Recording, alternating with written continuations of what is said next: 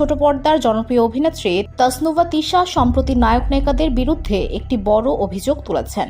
তিশা দাবি করেছেন, বেশিরভাগ ক্ষেত্রে নাটকের শুটিং বা অন্যান্য সিদ্ধান্ত নায়কদের হাতেই থাকে।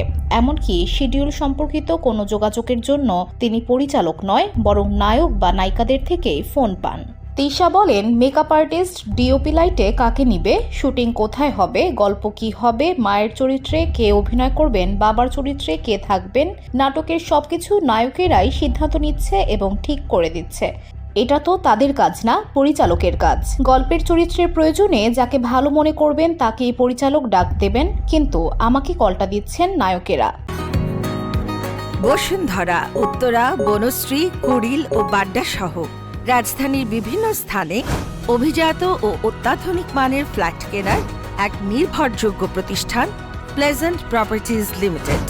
তাই আপনার স্বপ্নের আবাসনের জন্য আজই যোগাযোগ করুন। Pleasant properties limited, where destiny matches eventually।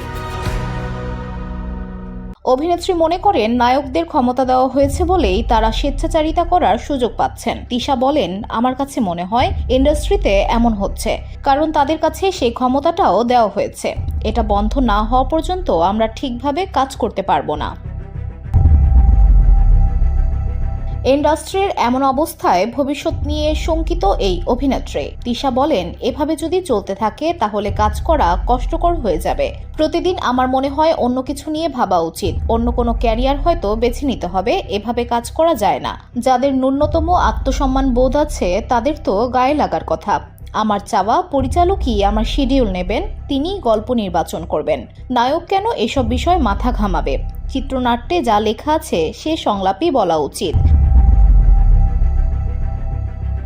গল্পের প্রয়োজনে পরিবর্তন করতে হলে সেটা আলোচনা করে করতে হবে। কেন নায়কের সিদ্ধান্তেই সব হবে? অভিনেত্রী হিসেবে এই বিষয়গুলো আমার আত্মসম্মানে আঘাত করে, মন খারাপ হয়। VOD Bangla news desk.